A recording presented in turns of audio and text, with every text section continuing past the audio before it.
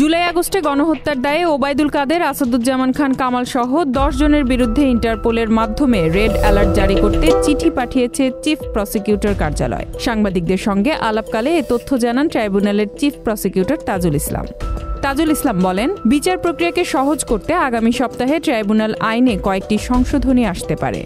যেসব আসামির বিরুদ্ধে ইন্টারপোলের রেড নোটিশ জারি করতে সুপারিশ করা হয়েছে তারা হলেন সাবেক সেতুমন্ত্রী ওবায়দুল কাদের, সাবেক স্বরাষ্ট্রমন্ত্রী আসাদুজ্জামান খান কামাল, সাবেক পররাষ্ট্রমন্ত্রী হাসান মাহমুদ, সাবেক মুক্তিযুদ্ধ বিষয়ক মন্ত্রী আ.ক.ম মোজাম্মেল হক, সাবেক বস্ত্র ও পাট মন্ত্রী জাহাঙ্গীর কবির নানক, সাবেক শিক্ষামন্ত্রী মহিবুল হাসান চৌধুরী নওফেল, সাবেক তথ্যমন্ত্রী মোহাম্মদ আলী আরাফাত, সাবেক বিদ্যুৎ প্রতিমন্ত্রী নসরুল হামিদ বিপু, ঢাকা দক্ষিণ সিটি কর্পোরেশনের সাবেক মেয়র শেখ ফজলে নূর তাপস ও ক্ষমতাচ্যুত প্রধানমন্ত্রী শেখ হাসিনার নিরাপত্তা বিষয়ক উপদেষ্টা তারেক আহমেদ সিদ্দিকী।